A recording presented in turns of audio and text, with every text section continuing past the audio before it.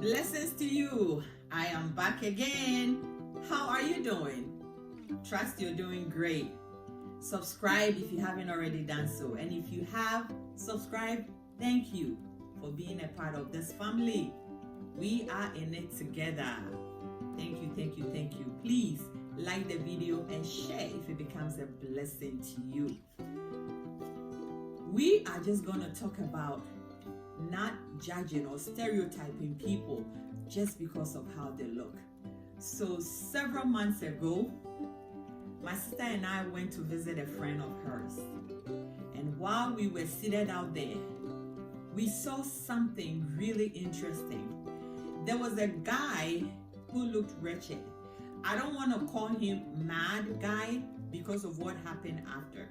But, you know, in Ghana, when someone looks dirty and wretched and homeless, they usually say the person is mad. So, for the sake of this discussion, or for the sake of this topic, I'm going to say that we saw a mad guy. This guy wanted to buy water from a lady who sold water just right next to where we were seated. Now, from all indication, we could see that the lady did not want to sell the water to the guy. She didn't even want to touch the guy and get the money from him.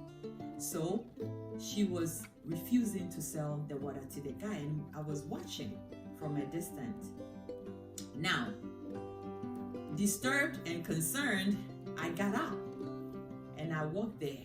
I wanted to buy the water for the gentleman. And so as soon as the lady saw me coming, she changed her attitude changed her mind, and she sold the water to the guy. And the guy said, "Thank you." So I went closer to the guy and I greeted him, and he responded quite politely. And I asked him, "Are you okay?" And he said, "Not really." So then I asked again, "Have you eaten today?" He said, "No. As a matter of fact, I'm very hungry, and that's why I wanted the water." And I said, "Oh, you wouldn't mind me buying you food, would you?" He said, "No." I said, "Great." Fortunately, there was a kiosk just right in the corner, a fast food kiosk that sold fried rice, chicken, and all that. So I walked up there and I ordered a plate, and with everything that came in it, I packaged it. Then I asked for bottled water. They added everything. I packaged it, and I gave it to the gentleman. He took it, very happy, thanked me and blessed me.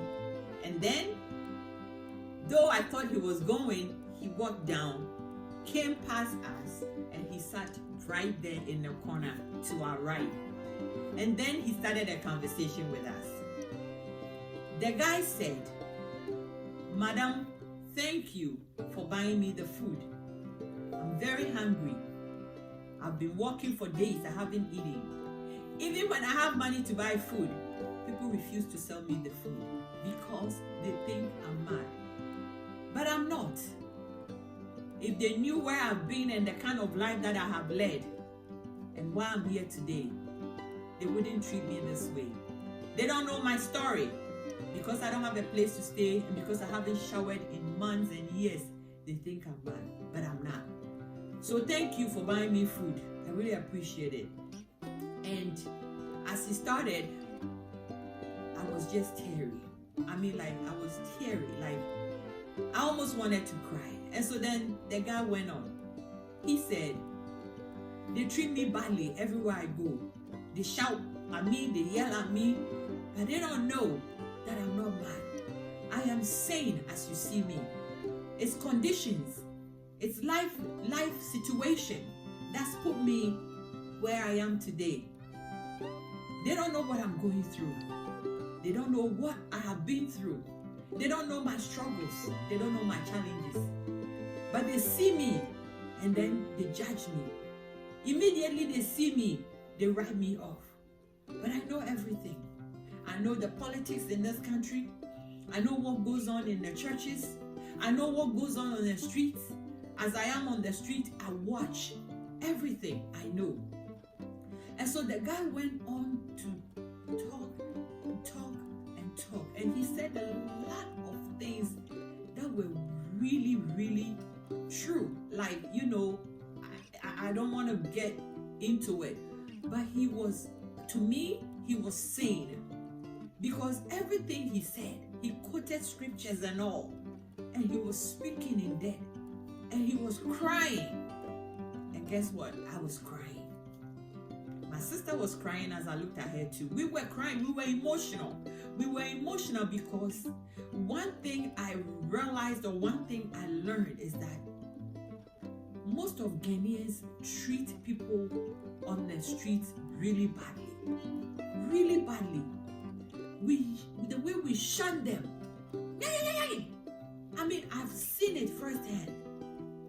The way we treat them when they are coming closer. I understand that maybe you are afraid, you are protecting yourself and your life. I understand. You don't know what they can do to you. They may harm you. I understand. I get it. I get it. But that is no way to treat a human being. That is no way to treat a human being. And so, for me, I learned that we do not have to just judge people just because of how they look. Don't assume that because the person is on the street that they are a criminal.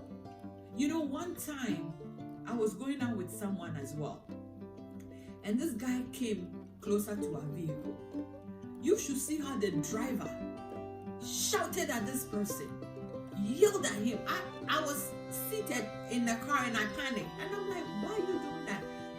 I said, no, take it easy. They're humans too. And then only for this guy to come around and say, Madam, it's not me. I'm doing this because I just want something to eat. We can't get jobs. We can't find any job to do. And some of us don't even have capital. I understand that some of them are lazy and that's why they're on the street. I get it. And I know some of them are criminals and they are on the street so they can do their criminal activity. I get it. There are so many things that goes on with these people. I get it. But I am saying also that there are good ones in there.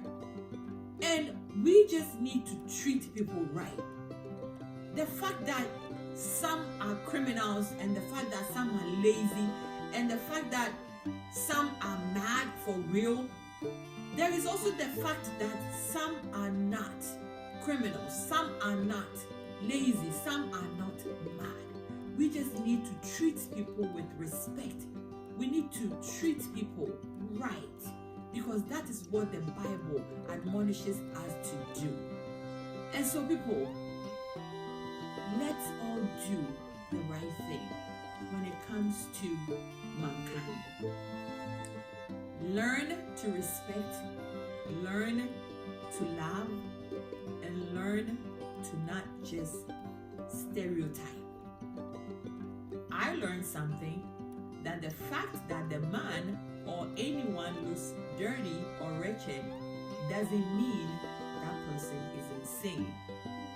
Some of them are where they are and look how they look because of life challenges. What can you do to help them out of it? What can I do to help them out of it? That is what we need to focus on. And that is what Christ wants us to do. So, until I come back to you again, my prayer is that look around you.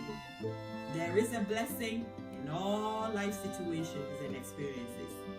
What you need to do is look for it, the blessing, and grab it. Stay safe, stay well. Bye for now.